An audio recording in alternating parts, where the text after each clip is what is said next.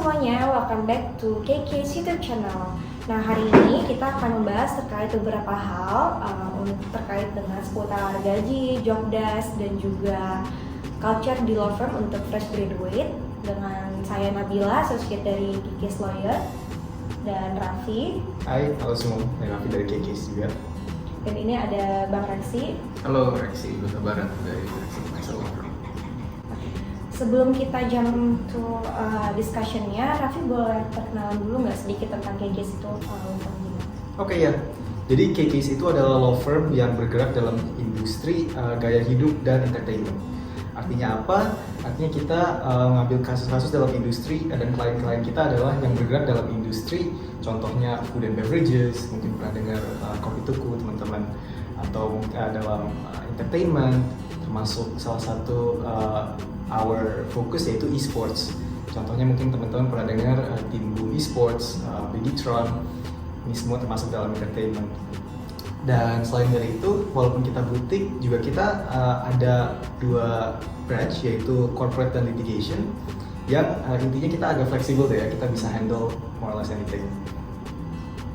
Nah, oke, thank you Raffi penjelasannya. Jadi seperti yang tadi aku udah bahas, kita hari ini tuh akan membahas terkait beberapa hal seputar gaji, job desk, dan juga culture di law firm untuk wawasan nih bagi para fresh graduate agar mengetahui informasi ini. Nah, sebelumnya Bang Reksi, kira-kira kalau dari Raffi dan Bang Reksi nih, prodi apa aja sih yang pada fakultas hukum yang bisa masuk law firm atau dikonsider bisa masuk law firm? Nah, semuanya ya? Ya termasuk, tergantung ini aja di interest orangnya sendiri ya, yang udah found. Mungkin ada beberapa yang masuk ke dalam prodi tertentu yang mereka merasa ya memang mereka masuk prodi tersebut tujuan mereka bukan untuk ke law firm gitu. Contohnya ada yang teman-teman aku banyak yang masuk ke prodi atau program studi hukum administrasi negara, HAN ya. Mungkin ada di beberapa kampus yang beda judulnya, tapi intinya dia itu mengurus hukum administrasi negara. Mereka itu emang ya tertariknya bukan sama kasus-kasus yang dihandle sama law firm gitu kan. Contoh mereka nggak tertarik dengan yang corporate, dan mereka nggak tertarik dengan perusahaan, hal dan litigasi dan kayak gitu-gitu. Jadi ya bisa dianggap yang bukan itu minatnya. Jadi lagi tergantung minat dari fresh graduate di tiap-tiap prodi fakultas hukum, mau masuk ke law firm atau ke company lainnya. Iya, gitu. Benar. Tapi juga bisa tergantung sama tujuan dia jadi apa sebutannya gitu. Jadi sebenarnya prodinya tuh nggak terlalu masalah. Misalnya dia ambil prodi dan lulus dengan skripsi hukum administrasi negara tadi misalnya, terus tiba-tiba dia rubah minatnya mau jadi corporate lawyer kan bisa juga. Jadi nggak ada batasan sih harus juga prodi apa. Yang penting memang punya ilmunya untuk bisa menjadi lawyer baik corporate ataupun jadi litigator. Iya, benar sih. Jadi maksudnya kan kalau prodi ya kita menentukan apa yang kita belajar di kuliah gitu kan.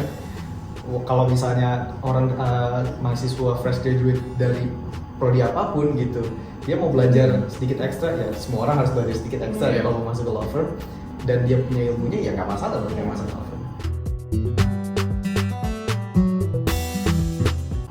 Terkait dengan hal tersebut kan kita udah establish nih, let's say semua orang bisa masuk prodi apapun. Tapi untuk masuk law firmnya sendiri, itu kayak kira-kira perlu skill set kayak apa? Wow, skill set ya. Kalau dibilang skill set sih kita balik lagi tentunya nomor satu keilmuan ya. Sarjana hukum kan harus punya ilmu hukum, walaupun memang stigmanya kan kita harus hafal pasal, harus hafal undang-undang, padahal nggak gitu juga kan. Kita juga nggak hafal itu. Aslinya Bisa nggak research juga ya Bang? Research juga kan. Makanya sebenarnya yang penting adalah di samping keilmuan daya analisa kita sama juga logika hukumnya harus ya jalan. logika kita juga mesti jalan juga kan ya. Jadi kita karena biar gimana pun hukum kita kan dinamis banget sih. Jadi berubah lagi kalau kita fokus sama satu mana, berubah kita nggak bisa apa-apa. Jadi menurut gua sih paling penting adalah kemampuan ya keilmuan dan analisa kita terhadap suatu perkara. Kalau keilmuan kita banyak, ketika ada perkara kita kan punya dasar yang baik untuk menganalisa ini perkaranya pidana atau bukan, perdata atau bukan, atau bisa diselesaikan berdasarkan atau enggak gitu. Jadi udah ada bank informasi terkait dengan ilmu-ilmu terkait kasus tersebut, jadi pengimplementasiannya jadi lebih tepat ya Bang untuk kasus kedepannya. Nah selain itu kalau fresh graduate kan masih mungkin keilmuan mereka masih belum se-advance kalau kita di law firm yang udah bekerja di law firm. Kalau pengalaman organisasi dari para fresh graduate itu penting nggak sih, dilihat nggak sih sama partner-partner untuk dalam proses rekrutmen? Penting sih penting, tapi jadi kunci utama untuk bisa masuk law firm nggak juga sih saya rasa. Makanya kenapa yang kita omongin tadi sebenarnya skill setnya yang penting, bukan pengalamannya. Jadi kalau misalnya kita nggak punya pengalaman lomba, nggak punya pengalaman debat, nggak punya pengalaman pernah publish tulisan kita di media nasional atau internasional misalnya gitu ya, tapi kita punya skill research-nya, kita punya mentalitas untuk debat dan komunikasinya, dan juga kita punya skill menganalisa fakta hukum, ketika hukumnya baik, kita tetap bisa masuk juga. Tapi memang jadi nilai plus kalau misalnya kita punya pengalaman debat menang, kita tulis jurnal, dipublish di media internasional, terus juga kita misalnya pernah ikut kemana ke luar negeri gitu, lomba mengukur dan lain sebagainya, ya kan? Iya. Kalian juga punya pengalaman yang sama, mungkin nggak pernah ikut lomba internasional atau pernah ikut internasional, dan ketika bersaing semuanya kan tes tertulis juga kan? Iya. Ya kan, jadi siapa yang lulus tes tertulis ini ya lulus sih tanpa dilihat pengalaman yang ada di paper. Itu sebenarnya untuk pengalaman lebih mungkin dimudahin dari paper ininya aja ya, Sisi dari administrasinya sisi aja kali ya. administrasinya Mungkin ya. untuk Sisi- persaingan awal kali ya. Iya. Karena kan Mungkin kita di tahap-tahap berikutnya betul. udah Tahap berikutnya Heeh. ya otak kita yang ditunjuk, Betul, bukan betul. paper yang itu sih. Yang kadang-kadang yang kita tahu itu emang di dalam, ya kalau di dalam perlombaan di law firm kan emang agak ini ya persaingannya sangat ketat ya, Iya. sangat sengit. Jadi kadang-kadang emang CV itu yang masuk banyak gitu. Banyak.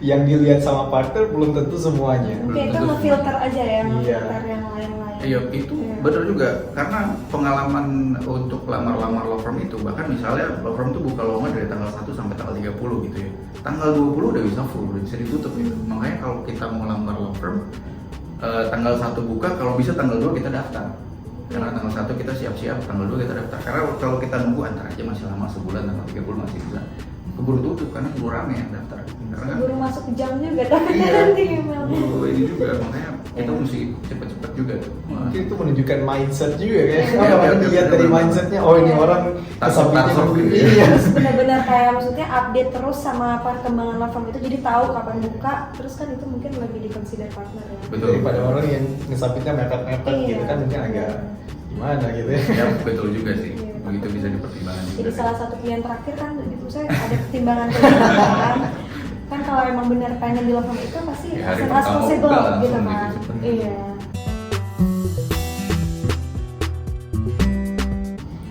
Terus juga selain kita tahu ya kalau di law firm ini kan ada kayak partner law firm, ada boutique law firm. Nah sebenarnya kalau buat fresh graduate ini better kemana sih terjunnya dulu setelah lulus nih? Better langsung ke apply di top tier atau merasakan di boutique dulu gitu?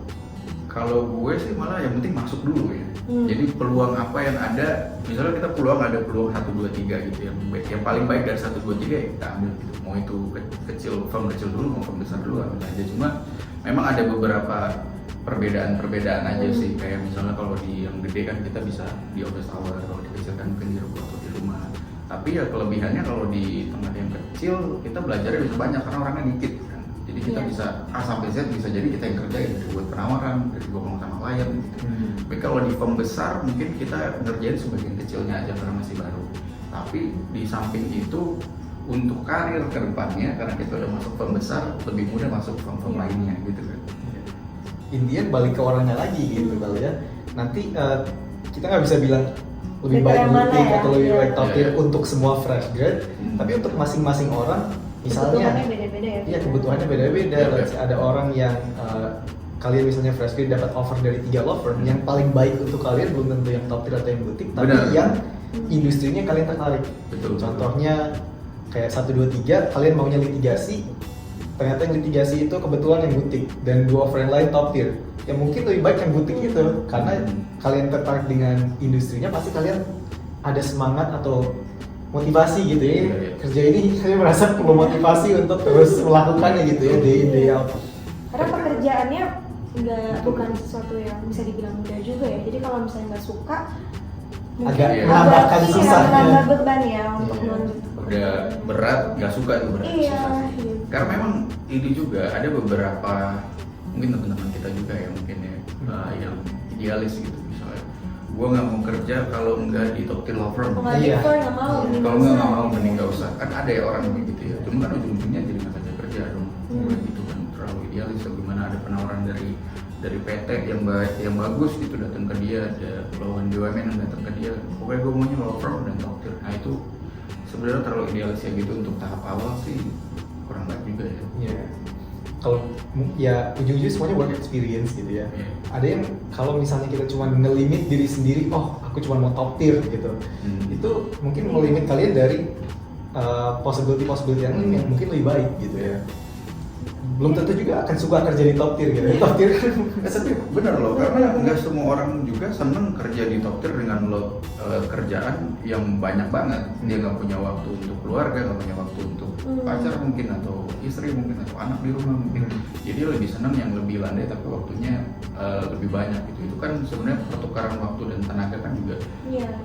imbang ya. Jadi nggak semua orang juga pengen kerja yang di top tier juga gitu. Karena ada beberapa kan yang cuma jadiin batu loncatan aja. Dia Banyak setahun, sih 2 Bang, tahun, 3 yang tahun lulus gitu. ini langsung pindah. Pindah mana gitu kan, karena nggak kuat sama load kerjaannya. Hmm. Pun sebenarnya di firm butik juga kerjaannya ya Juga sama tidak juga, dari cuma nggak sedikit tiap hari juga, aja gitu kan. ujung-ujungnya balik ke culture law firm-nya kali Iya. ya. Mungkin tiap law firm itu kan pasti punya kultur yang distinctnya sendiri gitu. Mereka yang punya keunikan-keunikan atau kultur sendiri, work culture-nya sendiri. Ya itu mungkin jadi faktor juga untuk memilih the law firm Iya. that's best for you gitu kan. Menurut aku juga sih culture penting banget, karena mungkin kalau misalnya dia mau top tier mau bukan ya, tapi kalau misalnya culture tidak mendukung untuk menunjang kita kerja yang sehat, hidup Iya. yang sehat, mental yang sehat, Iya. itu mungkin bukan pilihan yang baik gitu. Culture tuh termasuk Iya. teman kerja juga ya. Karena mungkin kayak kita lebih sering ketemu teman kerja nggak sih Iya. daripada keluarga di rumah Iya, gitu kan. benar. Jadi teman kerja yang nyaman, yang sportif itu penting sih. Iya, ngaruh juga sih ke Iya kan? kenyamanan kita kerja. Iya, ngaruh juga sama kualitas kerjanya sih. Mungkin kan kita jadi bisa lebih fokus Iya, kerja benar, kalau benar. misalnya teman kerjanya tidak kita punya Ya, kepribadian terus yang senior kita gimana lebih gitu. Iya. sportif ke kita Iya. gitu, jadi ngajarin ilmunya Iya. tuh masuk ke kita gitu kan. Mungkin juga gitu sih. Mungkin kalau misalnya di dokter kan karena besar cakupan firmnya dan juga jadinya jenjang karirnya layernya banyak ya, dari senior Betul. aso, mid aso, junior aso. Jadi mungkin kalau bagi fresh graduate yang baru masuk itu posisinya kayak bisa intern Iya. atau trainee aso, bakal ada lagi legal assistant atau something Iya. gitu kan. Tiap law firm punya judul-judul Iya, sendiri punya kan. tahapan Trainee, yang beda gitu. paralegal, Paralegal. legal apa? Iya. Legal assistant gitu-gitu lah. Iya, iya. Itu salah satu yang dipertimbangkan juga. Kalau di firm besar itu kita belum tentu tiap hari bisa ketemu partner dan diskusi. Betul. Tapi kalau di firm butik dan mungkin skalanya kecil, tiap hari kita bisa ketemu, kita bisa tanya perjalanan dia buka firm gimana, terus cara nanganin klien gimana, yang ilmu lebih taktikal lah gitu, bukan teori lah. Soft skill, Iya, soft skill kan kita bisa Sama belajar. gapnya sama mungkin rekan kerjanya nggak begitu tinggi ya. Iya, Maksudnya iya. kalau di titik kita lebih dekat karena mungkin karena skopnya lebih kecil gitu. Sistem senioritasnya nggak Iya, seketat gitu ya. iya. mungkin. Nggak sebenarnya saya nggak sebanyak itu loh ya Raffi. Iya, iya, iya. Karena memang banyak yang menganggap oh gue mesti top tier law firm, padahal kan bisa jadi juga butik ini dulunya managing partnernya kerja di top tier Banyak law ya, firm gitu banyak kan. yang bisa Jadi dilakukan. sebenarnya sama aja kan. Ya, toh. Kita belajar Kalau dari bisa sama dia aja, juga. gitu. Iya, iya. Karena paling penting mentoring nggak sih Bang? Hmm. Jadi tergantung partnernya itu Iya. gimana, karena kan sebenarnya kalau fresh grade itu kita mencarinya itu mentorship. Kayak Iya. maksudnya kita nyarinya tuh yang bisa mementor kita jadi lawyer yang baik Hmm. di kedepannya. Jadi kalau misalnya tergantung, kalau misalnya kita dapat di top tier tapi kita mentornya misalkan sama senior tapi nggak yang well ngarahin Iya, gitu, iya, iya. itu juga sebenarnya lulus dari situ, setelah dari situ nggak begitu berkembang gitu. Cuman kalau di butik mungkin skalanya lebih kecil tapi mungkin mentorship dari partnernya itu direct dari sangat membantu Pertumbuhannya perkembangan. lebih cepat gitu. Iya, lawyer mungkin setelah dari situ bisa lebih naik lagi gitu. Itu baik lagi sih, ada plus Pilihan minusnya ya, juga ya, pilihannya pilihannya juga ya. tergantung aimnya nanti mau kemana. Kelebihannya di butik juga ada, kalau di Toktir juga ada. Iya. Karena di Toktir kelebihannya mungkin gajinya Kompensasi. juga ya, Iya, kompensasinya gajinya, juga, stability-nya, asuransinya juga, ya. gitu. Semuanya banyak kelebihannya juga. Cuma kalau kita bilang beauty gak ada lebihnya ya ada Banyak lebih, juga. banyak juga. Jadi tergantung pilihan dari teman-teman yang fresh graduate lebih memprioritaskan hal yang mana gitu ya, Bang. Setuju. Terus juga selain Toktir sama Bitik ada juga pilihannya antara law firm atau company nih untuk di awal. Karena banyak teman-teman masih bingung mau jadi lawyer atau mau jadi lawyer, tapi mau jadi lawyer apa better ada tawarannya di House-nya. company dulu nih gitu, better ambil atau enggak, ntar jadi susah nggak ya masuk law firmnya gitu-gitu. Itu banyak sih pertimbangan dari teman-teman kan awal di fresh graduate. Itu kalau dari Raffi gimana? Itu masuk ke yang dicarinya apa sih for me. Jadi misalnya kalau masuk ke law firm, itu nanti spesialisasinya itu berdasarkan apa yang law firm tersebut spesialisasi. Contohnya di kita itu mungkin entertainment dan lifestyle. Kalau misalnya di law firm lain mungkin ada yang lebih terfokus pada international dispute settlement atau konstruksi apapun itu ya. Apapun itu nanti ya expertise kalian bisa masuknya di situ.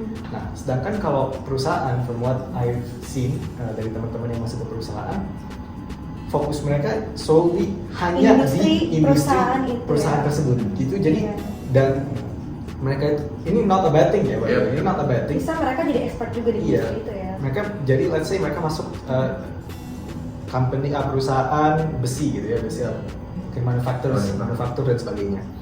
Dia akan bukan cuma tahu hukumnya, dia tahu sisi teknisnya juga. Sisi tahu teknis operasional secara bisnis.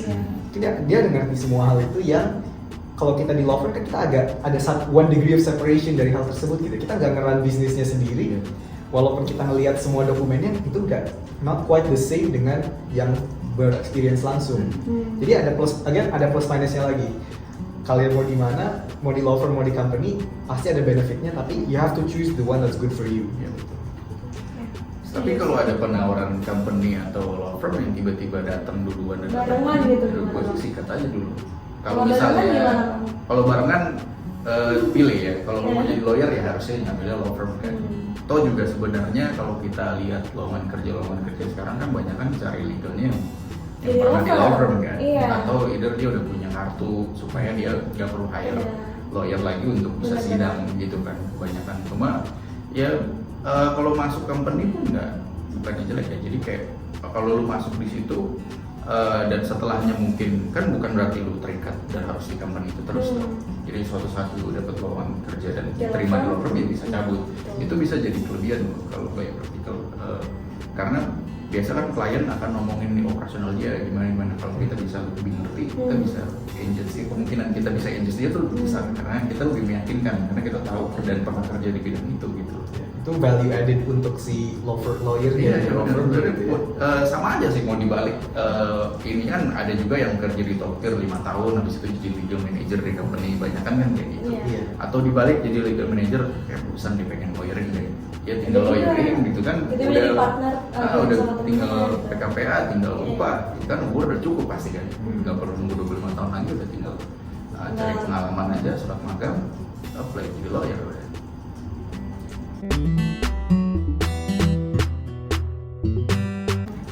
Terus hubungan tadi kan kita udah bahas terkait dengan law firm, company, terus kan kaitannya nih sama gaji mungkin. Ini kan sensitif nih bagi fresh graduate, pasti berarti emang kalau kerja misalnya dari jam berapa terus sesibuk itu gaji berapa sih? Banyak kan yang kayak wondering atau memilih pekerja itu berdasarkan gaji, tapi tergantung prioritasnya. Balik lagi yang tadi kita udah sampaikan, tergantung pilihannya mencari apa dengan pekerjaannya. Nah kalau terkait dengan gaji kan Bang Reksi kan udah pernah bikin juga videonya di YouTube. Nah kira-kira nih Bang, ada nggak peningkatan gaji untuk fresh graduate khususnya di law firm ya di tahun ini dibandingkan video Bang Reksi? Sebelumnya berapa ya? 2019 kayaknya. Iya mungkin ya. Kayaknya 2019 2020. Berarti udah sekitar tahun lalu ya. Kayaknya sih kalau gua cari informasi nanya-nanya temen kiri kanan kan banyak juga yang praktik dari company di Overmind gitu ya. Dan kita juga sebenarnya lumayan sharing-sharing juga dari gajinya berapa ini berapa, lumayan terbuka ya teman-teman dekat gitu ya. Dan nggak ada kenaikan yang ya gimana sih. Karena kan kemarin pasca COVID, baru recovery juga gitu kan. Dan sebenarnya kalau ini pandangan gue pribadi ya, kita tuh nggak ikut UMR-nya tenaga kerjaan sih patokannya sebenarnya. Itu dari jam kerja aja kita nggak masuk gitu kan. Jadi perhitungannya kayaknya beda ya. Cuma ya kalau mengacu ke videonya itu kan kalau di top tier 700 sampai 1000 USD gitu kan. Terus kalau di beauty mungkin di bawah 10 juta gitu ya. Itu kayaknya masih berlaku sih. Kisarannya masih segitu juga gajinya dan ya nggak banyak berubah. Paling yang banyak berubah adalah kalau misalnya ada bonus, mungkin firm itu lagi banyak perkara masuk dan dapat sukses fee, itu biasanya ya adalah masuk kebijakan dari partner ya. Tapi ya sebenarnya kalau dibilang naik atau enggak, mungkin nggak naik tapi dibandingkan UMR lebih besar gitu ya. Mungkin itu emang paradigmanya begitu ya, entry level untuk di bidang hukum ini ya emang segitu gitu kan, nggak berubah gitu sama. Oh, entry levelnya ya? Ya entry levelnya gitu kan. Tapi ini kita ngomonginnya bukan magang ya? Iya. Karena beda dong, kalau magang kan bisa jadi belum lulus gitu, atau baru masuk banget gitu. Ini mungkin junior aso ya, kita udah S1 terus masuk law firm gitu. Kalau magang sih mungkin bisa digaji 1 sampai 4 juta, 5 juta belum gimana sih? Ya, karena kalau magang juga banyaknya juga nggak digaji tapi misalnya dikasih transport fee, atau uang makan, daily allowance gitu kan. Jarang banget yang berbentuk. Iya, biasanya kayak ada tunjangan lah, tunjangan belajar atau apa gitu ya. Jarang disebutnya ini gaji atau upah gitu, jarang. Ya kan di bawah UMR sih, nggak bisa bilang itu upah gitu kan. Iya. Kompensasi lah, uang transport atau apa gitu kan. Iya, kalau benefit nih selain gaji, di law firm tuh selain gaji benefit yang didapat apa sih? Kalau dari nanti banyak sih tahunya. Ini dari Bang Nasi dulu, ya Mas Tom. Banyak kan sih kalau di kita ngomongin top tier dulu ya. Kalau top tier tuh asuransi bisa dapat, terus juga bonus biasa gaji 13, terus juga THR dapat juga, terus nanti hourly-nya ada yang menerapkan dapat juga sebagai timesheet gitu ya. Tapi ada perhitungannya lagi. Jadi misalnya dia per jamnya berapa, tapi yang nggak segitu pelengkap gitu, karena ya nggak tahu yang dibayarkan kliennya berapa dan yang kita tagih ke klien berapa. Karena kan ada yang bisa ditagih, ada yang enggak kan ya. Lebih oke memang dari segi tunjangan dan allowance-nya si top tier ya, tapi bukan berarti yang beauty juga enggak. Biasanya beauty kan dapat gaji juga ya, BPJS mungkin nggak ada asuransi pribadi tapi pakai BPJS juga didaftarin gitu. Terus juga THR juga dapat lah masih, kalau yang itu wajib kan? Itu wajib pasti dapat, walaupun mungkin nggak bisa disebut sebagai karyawan ya, karena kan associate adalah rekan gitu kan, beda gitu kan konotasinya. Nah, sebenarnya kalau di Kike sendiri, Vi, kita benefitnya gimana nih? Penting Kan juga nih. ini kan tadi kan kita ngomongin fresh graduate nih. Sekarang kalau di Kike boleh. Kita termasuk semua ngomongin gaji tadi juga ya. Iya, gaji dan benefit. Soalnya technically ini buat KK's artis ya. Ini more or less udah public. Oh iya, Ya kan, karena soalnya ada di poster ya. Iya, buat kayak misalnya kita nge-post recruitment atau kita nge-post apa, itu ini informasi udah public, jadi kita naruh problem to share ya. Jadi mulai dari KK's kita ada namanya buat recruitment ya, kita ada namanya Advanced Apprenticeship Program ya. Jadi itu dia tuh ada semacam program yang dibuka tiap 2 tahun sekali untuk ya penerimaan. Anggap aja dia itu semacam kayak kompetisi dalam jangka waktu sebulan deh. Nanti orang semua ikut dalam jangka waktu sebulan diseleksi dan ya kandidat paling top 1 atau top 2 candidates diterima di KK's gitu ya. Yang diterima cuma yang 1 dan 2 ya. Contohnya Raffi nih, Raffi ini dari advance program tadi gitu. Dan Raffi yang menang saat periode itu ya. Tahun berapa? Tahun kemarin. Jadi untuk that program ada namanya waktu itu dipanggilnya apa ya? Study stipend atau study allowance. $1,000 that is for winning the program. Itu terpisah dari gaji gitu kan. So that was for that. Itu digabung dengan gaji plus kalau kita hitung alokasi OP, I guess, and benefit misalnya kayak ada medical apa itu? Tunjangan kesehatan. Maybe all told sekitar $2,000 maybe $2,100 something like that. Itu kalau digabung ya. USD. Ya, ya. Kalau digabung semuanya dan itu belum termasuk kalau kita ngomong benefit, ada benefit lain lagi ya. Mungkin benefit yang intangible itu lebih ke arah Iya benar-benar. Ya, Mungkin experience. experience, ya mentorship. At least kalau di Kekis kita very direct with mentorship. At least dengan partner Ya. kita kan ketemu tiap hari gitu ya. Hmm. Kita mau nanya apa ya, Iya. kita tinggal nanya. Anytime, Dan ya. partner are willing to just kayak ya udah share knowledge aja. Nah, baru-baru tentunya ada juga termasuk opportunity kalau di kita untuk dinas. Itu Dinas kita luar. quite lucky for that Iya. actually. Jadi sebagai contoh, kita kan quite aktif di e-sports gitu ya. Jadi kalau misalnya ada event e-sports kemarin tahun kemarin Desember ada di Bali, namanya IESF, itu International Esports Federation World Championship. Di situ ada lomba e-sports di sekitar 100 negara di invite deh. Intinya kan bukan kandidat, delegasi-delegasi dari 100 negara di invite, ada 6 game e-sports. Nah, kita datang untuk itu ya. At that time yang dipilih untuk dinas itu saya dan salah satu lagi ada Madida. Dan itu very ya interesting opportunity gitu ya. Kalau misalnya di law firm lain saya bisa bilang kalau orang yang baru Iya, masuk iya. itu nggak akan dibawa. Iya, Iya, iya. iya, iya. Nggak Terus akan juga dibawa. baru-baru ini kan Raffi juga di dinas luar. Iya sih, baru banget ini. China ya. China. Iya. Iya, so very recently kita ada saya sendiri ada kesempatan ke Cina kemarin itu untuk nge-establish partnership, some kind of cooperation deh dengan law firm di Cina. Jadi kita bisa offer extra services di situ, dan kalau ada klien Cina dari mereka Yang di Indonesia, kita bisa bantu kan juga. gitu ya. Jadi kita ngurus itu di Cina. Ya kebetulan I had a chance to tag along, dan ya itu experience yang baik gitu loh kan. Saya bisa confidently I can say Yeah. kalau misalnya di law firm lain sebagai orang yang baru masuk di tahun 2022 ya, Iya. nggak akan dibawa Iya, gitu. iya. Iya. So I think that's quite lucky at Ya, least. berarti kan artinya nggak semua mungkin bisa dibilang beauty kan? Iya, ya. Sebelum Beauty. beauty ya, nggak semua beauty fasilitasnya beauty. Ada yang beauty Iya. fasilitasnya top tier juga. Mungkin feelingnya kayak gitu ya. lumayan. Mungkin selain tadi Raffi kan masuknya jalur Advanced Apprenticeship Program ya. Iya. Nah kalau aku sendiri itu masuknya lewat dari regular rekrutmen proses gitu. Jadi hanya dibuka di saat dibutuhkan aja. Kalau Raffi ini programnya akan dibuka setiap 2 tahun sekali.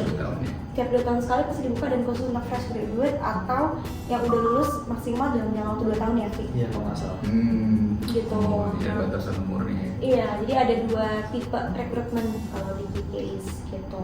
Kalau yang standar ya lebih ke standar gitu ya. Iya, Lo kalau yang kirim standar, dokumen, kirim CV, iya. cover Nggak letter. sebulan Kayak kalau di gitu. perusahaan tuh manajemen trainee gitu ya kan. Tiap itu Iya, ada. kayak kan? mirip Iya, kayak gitu. kayak gitu ya. Inspirasi Kayaknya lebih sistem kayak gitu. trainee associate, tapi sebulan aja gitu kan. Kayak gitu. Kalau di kayak- top 10 kayak kan management banyaknya trainee. Kalau di perusahaan ngomongnya manajemen MT ya, tapi MT 2 tahun di Itu 2 perusahaan. tahun. Oke, Tapi dua Raffi tahun. Raffi berapa? Sebulan. Sebulan langsung dinaik jadi Aso, aswa. sebenarnya lebih butil gitu Iya, ya, iya. jadi kayak nggak Lebih cepet kita lebih deg-degannya tahu nggak keputusannya lama. gitu.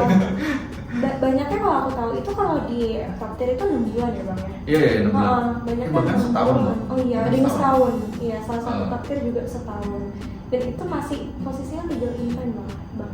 Iya. Belum trainee. Jadi Itu lulus pernah legal juga ya. intern, baru trainee, Baru trainee. terus habis trainee mungkin ada legal assistant atau apa, baru junior aso. Ya baru trainee baru bisa jadi aso. Aso Iya. juga belum tentu aso langsung tetap, masih aso Benar. kontrak. Mungkin Setelah itu jadi junior aso tuh bisa within 4 years ya, Iya. baru bisa jadi Iya, iya, benar. associate. Nah mungkin kesempatan kita di BTEC itu lebih cepat jadi associate-nya. gitu. Terakselerasi gitu ya. Iya. Kan ada kemungkinan untuk dia pindah juga gitu kan. Iya. Setelah udah jadi aso di sini, Bisa pindah ke Pindah law firm sama lain jadi kan. aso juga, nggak apa-apa, Betul, jadi tapi aso. kalau misalnya udah 2 tahun di law firm top tier gitu, tapi pindahnya masih status akhirnya legal intern gitu, kan Iya. udah 2 tahun gitu Iya. di law firm. Tapi pilihan ya, mungkin kalau mereka ngerasa lebih banyak belajar gitu dan tidak masalah dengan jabatan atau posisi di law firm, itu juga ya tergantung. Tapi bisa pribadi jadi orang ya, jadi ya, Bang. tertarik ke sini sih. Oh gitu ya. Semoga Soalnya ya. diceritain Boleh apply. belak-belakan langsung kan. Bisa Kalau di website gue kan biasa cerita tuh nggak tahu law firmnya mana, Oh. karena gue mesti confidential kan. Nggak Iya, bisa cerita itu wajar, itu Gue wajar. cerita ya berdasarkan Iya. cerita temen gue, cerita gue jadiin satu gitu, gue bikin konten Anonim ya? anonim gitu. Nah, Hmm. ini kan langsung orangnya langsung, jadi trusted banget tuh. Kalau ada yang tertarik bagi fresh graduate, Iya, kita di ditonton. website kita di Iya. bagian inquiry atau bagian Iya. bagian inquiry, nanti ada emailnya di situ, bisa di-submit aja. Kalau kita lagi buka. Oke, ada lagi yang mau ditambahin dari Raffi sobat sih? Cukup? That's it for me. Oke, kalau gitu sekian pembahasan kali ini dari kita bertiga.